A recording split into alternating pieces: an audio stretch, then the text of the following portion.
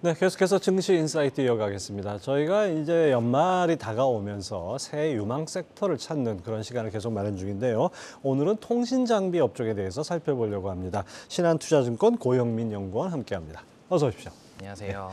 자, 12월 첫 장이고 올 한 해 통신지 흐름을 어떻게 보면 좀 정리해야 될 시점인 것 같은데 어떻게 평가하시고 어떤 키워드들이 돋보였습니까? 올해를 좀 생각을 했을 때 사실 지난 19년도 국내 5G 상용화가 된 이후에 지난 2년 동안과 동일하게 사실 초반에 좀 기대감을 다시 한번 좀 불러일으키지 않는가 하는 그런 동향들을 좀 확인을 했지만 결과적으로는 아쉬움이 좀 남았던 한 해였다라고 좀 생각이 되고요. 그래서 3분기 그리고 4분기까지의 실적의 회복세 모습은 보이겠으나 저희가 당초 기대했던 모습에는 여전히 좀 못 미치는 수준이라 내년에 대한 방향성에서도 여전히 좀 의구심이 드는 그런 좀 한 해가 되지 않을까 생각합니다. 예, 뭐 통신장비주는 이제 연말 연초 되면 이제 업황 개선 기대감에 좀 반등하고 했는데 그럼 올해도 역시였나요?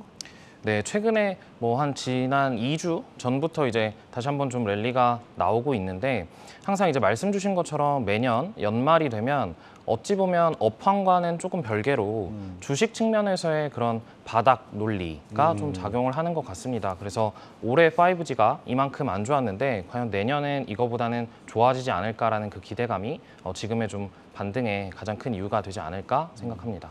네, 지금은 반등하지만 이렇게 크게 기대할 건 없다 이렇게 보시는 건가요? 현재까지 그런 좀 구체적인 동향이 명확하게 확인되는 단계다라는 건 좀 아닌 것 같고요. 그래서 이제 그 부분에 대한 확인이 저는 좀 지금으로서는 가장 필요하지 않을까. 좀 확인해 볼 필요가 있다 이런 네. 말씀이네요. 또 최근 네옴시티 관련해 가지고 기대감이 커진 것도 사실 이 통신 장비 분야에서 마찬가지인 것 같은데요. 어떤 종목이 어떤 기술로 네옴시티 수혜주로 부각이 되고 있습니까?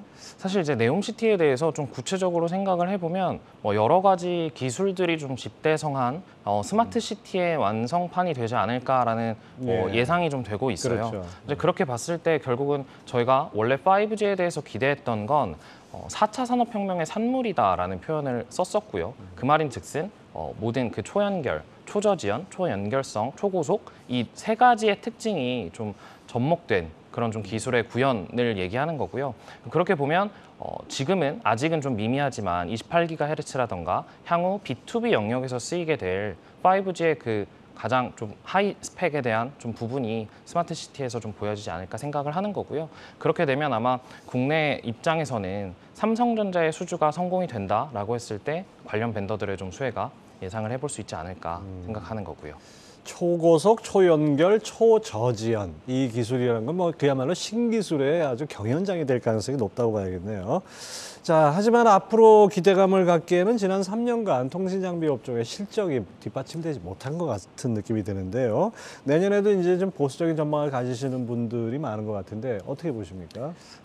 사실 좀 그럴 수밖에 없는 상황이었다라는 생각이 일단 1차적으로는 들고요. 그러나 기대 요인, 매년 동일한 상황인 것 같지만 내년에 대해서도 저희가 좀 기대를 해야 될 부분들은 여전히 존재한다라고 생각합니다. 그래서 크게 세 가지 정도 키워드를 만약에 말씀드려 본다라고 한다면 미국 그리고 인도 마지막으로 국내에서 이은 5G라고 불리는 특화망이 좀 저는 기대 요인이 되지 않을까라고 생각이 되고요. 다만 이제 이런 기대 요인이 분명 하나 앞서 좀 언급드린 것처럼 실제적, 구체적인 좀 그런 근거가 마련이 될 때가 우리가 진짜 주목해야 될 시점이 되지 않을까라고 좀 말씀드리는 거고요. 사실 우리 통신장비 기업들 업황에 키를 쥐고 있는 건 미국 통신사들 아니겠습니까? 이 부분은 어떻게 분석이 됩니까? 네, 말씀 주신 대로 국내 통신장비사들의 대부분은 사실상 삼성전자의 벤더들이 많습니다. 그렇기 때문에 지금 삼성전자가 보유하고 있는 수주 프로젝트 중에서 단일 규모로 가장 큰 건 5년 8조 계약을 한 버라이즌 프로젝트일 거고요. 그렇기 때문에 이 미국 쪽에서의 투자, 좀 더 구체적으로는 버라이즌의 그 투자가 직접적인 좀 연결되는 수혜 요인이 될 수밖에 없다라고 말씀드릴 수 있을 것 같고요. 예. 자, 미국 최대 통신사 버라이즌 향후 5년 동안 장비 공급하는 부분에 주목해야 된다고 했는데, 근데 올해와 작년에 버라이즌에 공급하는 장비량이 예상보다 좀 적었다고 하던데요. 좀 달라질 거로 보십니까? 일단 뭐 5년 8조라는 계약은 이미 저희가 구체적으로 좀 확인된 된 사항이고요. 그렇게 봤을 때 초도 물량이 나가기 시작한 시점이 20년도 말이었습니다. 그렇기 때문에 정식의 그 본 물량이 나가기 시작한 시점은 21년, 즉 1년 차는 21년도였고요. 올해 22년도는 2년 차였습니다. 그렇단 얘기는 원래 통상적으로 나가는 물량보다 지난 1년 차 그리고 2년 차에 나갔던 물량이 적게 나갔어요. 그래서 사실은 바꿔 얘기하면 3년 차, 4년 차, 5년 차인 23년, 24년, 5년, 25년에 나가야 될 반드시 좀 필수적인 그 물량은 이전 대비해서 늘어났을 수밖에 없다라고 좀 보고 있는 거고요. 자, 미국의 제사 통신사로 디시 네트워크가 시장에 진입하는 과정에서 미국 당국에서 의무적으로 일정 규모 투자를 집행하도록 했는데요. 이거 여기도 우리가 좀 기대할 부분이 있을까요? 네. 이제 저희가 지금 좀 제일 곤란하다라고 좀 보고 있는 부분이 투자를 할 것 같다라고 예상을 했던 통신사들이 실제적으로 그 스케줄대로 진행을 하지 않았을 때, 즉 가시성이 좀 떨어진다라고 좀 정리가 될 것 같은데, 그런 면에서 DC는 23년 그리고 25년까지 의무적으로 투자해야 되는 그 규모가 정해져 있습니다. 그걸 이행하지 못할 경우는 미국 당국에 22억 달러 정도의 벌금을 좀 부과가 되는 거고요.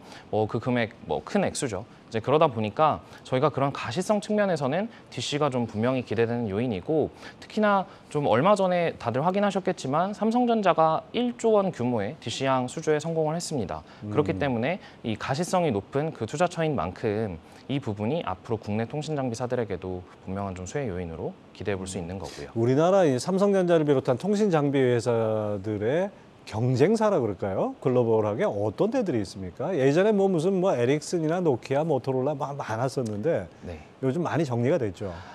맞습니다. 그래서 이제 좀 말씀 주신 대로 무선과 유선에 각각 그런 경쟁사들이 많고요. 다만 이제 삼성전자 입장에서 가장 좀 볼 수 있는 1, 2, 3번의 경쟁사들은 화웨이, 에릭슨, 노키아가 될 것 같습니다. 다른 반도체나 다른 세트 대비해서 사실 삼성전자의 통신 장비 진입 시점은 좀 후밥을 주자 입장이었고요. 그런 면에서 화웨이가 미중 분쟁 이후로 경쟁력이 좀 약화되고 있다라는 부분이 삼성전자의 수혜의 가장 큰 1번 요인이 되기도 했던 거고요. 네, 그렇군요. 자, 작년에 통과된 바이든 정부의 인프라 투자 법안에 고속 인터넷 보급 관련 예산이 책정되어 있습니다. 이게 어떤 내용이고 우리 수혜는 어떤 부분에서 기대할 수 있을까요? 사실 이제 국내만 하더라도 대부분 아마 이런 부분을 좀 체감하시기 어렵습니다. 그 이유는 한국은 이미 이런 유선 인프라가 워낙 잘 갖춰져 있어요. 그래서 빠른 인터넷뿐만이 아니라 어딜 가서라도 이런 인터넷 접근성 자체가 굉장히 좀 뛰어나다라는 점인데, 반면에 미국 같은 경우만 봐도 그렇지 않습니다. 대륙이나 인구수는 훨씬 많은데도 그런 인프라는 되게 미흡하고요. 그래서 이번 그 인프라 법안 안에서 구체적으로는 BEAD라는 그 프로그램이 실질적으로 그런 유선 인프라에 대한 구축 관련 좀 내용이 담겨 있는 거고, 그래서 이제 이런 부분에서 봤을 때 국내 입장에서 과연 어디가 수혜를 볼 수 있을까라는 측면에서 단적으로 광통신 관련, 광케이블 이런 제품군을 비롯한 전반적인 유선 관련 장비사들이 수혜를 볼 수 있습니다. 유선 그러나 쪽이? 그러나 이제 그 안에서 결국 이 부분이 가장 중요할 것 같아요. 지금 국내에 있는 대부분 장비사들은 국내 통신사와의 거래가 사실상 거의 대부분의 비중을 차지하고 있습니다. 그렇기 때문에 해외 쪽으로 공급을 직접적으로 한다라는 점이 사실상 굉장히 어려운 부분인데, 그게 가능하다라는 경쟁력이 보이는 곳이라면 수혜가 좀 분명히 기대될 수 있을 것 같다라는 거고요. 자, 그런 의미에서 최선호주로 HFR을 꼽으셨던데요. 그 실적이나 밸류에이션 면에서 어떤 점을 주목해서 보신 건가요? 네, 어찌 보면 방금 말씀드렸던 그런 좀 유선 장비사들 그 중에서, 국내 장비사들 중에서 해외 쪽으로 그런 관련 익스포저를 넓히고 있는 곳 중에 1번 주자가 HFR이라고 말씀을 드릴 수가 있습니다. 근데 그 한 가지 좀 말씀드리고 싶은 건, 원래 삼성전자를 통해서 공급을 나가는 장비사들은 삼성전자가 수주를 받는 주체이고, HFR과 같은 직납 공급사들은 직접 그 수주를 받는 주체가 HFR 본인이에요. 그러다 보니까 저희 입장에서도 롱텀한 관점에서의 수주 잔고를 확인할 수 있는 건 삼성전자 벤더들보다 이런 직납 공급사다라는 건데, 그런 면에서 실적 가시성 내년도에 대해서도 여전히 좀 기대가 된다라는 거고요. 특히나 이미 지금 고객사로 북미 고객사를 확보해 놨고 그 안에서 경쟁사 가운데 가장 압도적인 경쟁력을 보여주고 있는 상황입니다. 그러다 보니 내년에도 북미 통신사들의 투자 계획 자체는 여전히 긍정적이라서 그 안에서 실적에 대한 기대감 분명하고 지금의 주가 밸류에이션 매력도도 충분하다 이렇게 좀 바라보고 있는 거고요. 예. 차선호주로는 RF 머티리얼즈를 꼽으셨어요. 어떤 요인을 주목해서 봐야 될까요? RF 머티리얼즈라는 회사는 사실 통신 장비 관련 매출이 지금 대부분을 차지하고 있기는 하지만 별도로 화합물 반도체라는 영역에서 전반적으로 영역을 넓혀가고 있는 회사입니다. 그래서 실질적으로 모회사인 RFHIC의 통신 관련 매출 규모가 회복세가 조금 더딘 현재와 같은 국면에서도 별도로 확장하고 있는 그런 화합물 반도체 전반적인 분야에서의 실적 증가분이 확인이 되고 있습니다. 그러다 보니까 오늘 제가 계속해서 좀 여러 번 반복드리는 단어가 사실은 실적의 가시성이라는 부분일 텐데 그런 면에서 그런 본업 실적이 올라오고 있는 부분이 긍정적이고 향후에 통신 장비약 매출이 늘어나는 국면이 되면 그 두 가지가 동시에 좀 긍정적인 면으로 작용할 수 있을 것 같다 말씀드리는 거고요. RF 머티리얼스는 그냥 통신 장비주로만 국한할 수는 없는 기업이네요. 자, 어제 나온 소식이죠. 삼성전자가 일본 최대 이동통신 사업자죠. NTT 도코모에 5G 이동통신 장비를 공급을 확대한다고 했는데 이른바 이재용 네트워크, 글로벌 네트워크 효과가 통했다 이렇게 해석도 나오던데요. 어떻게 보셨습니까?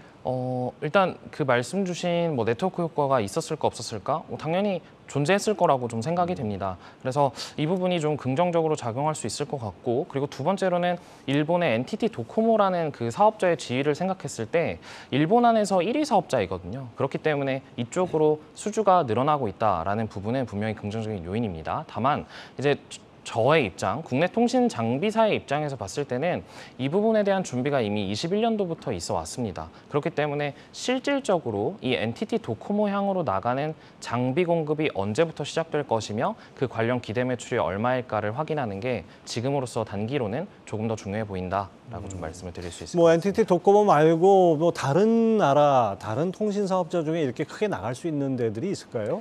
좀 의미 있는 건 지금 좀 가능성이 높은 수주로서 저희가 좀 확인이 되고 있는 곳들의 공통점이 삼성전자가 미국의 1위 통신사인 버라이즌 그리고 일본의 1위 통신사인 NTT 도코모 그리고 인도에서 1, 2위 통신사인 릴라이언스 지오 그리고 에어텔 거기에 베트남 1위 통신사인 비에텔 이런 등등 거점 국가의 1위 통신사와의 관계가 계속 나타나고 있다라는 점을 좀 기대해 볼 수 있는 것 같고요. 앞서 키워드로 인도도 얘기를 하셨는데 인도는 투자를 확대하는 이런 측면이 있는가 보죠? 네, 지금 사실상 글로벌리 5G 투자를 유의미하게 시작이라도 했다라고 볼 수 있는 게 한국, 미국, 일본, 거기에 중국 정도이거든요. 그런 면에서 주파수 경매가 끝나면 원래 그 투자가 진행이 되는데 그게 지난 8월, 올해 8월에 인도에서도 계속 미뤄지다가 종료가 됐습니다. 그렇기 때문에 이 인도향으로 나가게 될 그 물량에 대한 시점과 규모를 23년에는 좀 기대해 보자라는 거고요.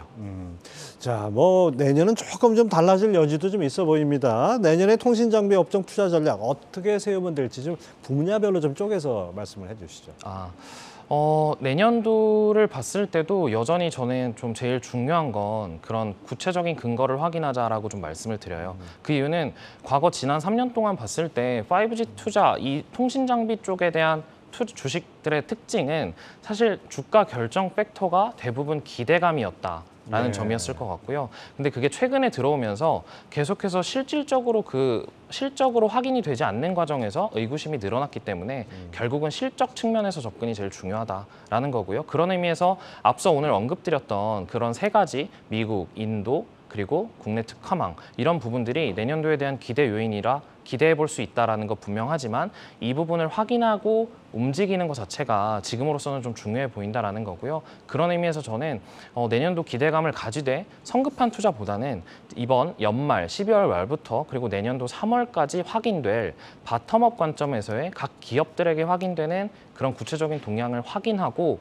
그때 의사결정을 좀 내리는 것도 유의미한 방법일 것 같다라고 말씀드립니다. 네, 일단은 같은 통신 장비주 내년에 좀 다소 변화가 있을 것 같지만은 일단 확인이 필요한 그런 상황이라고 봐야겠네요. 자, 신한투자증권 고영민 연구원과 함께 통신 장비주 살펴봤습니다. 감사합니다. 감사합니다.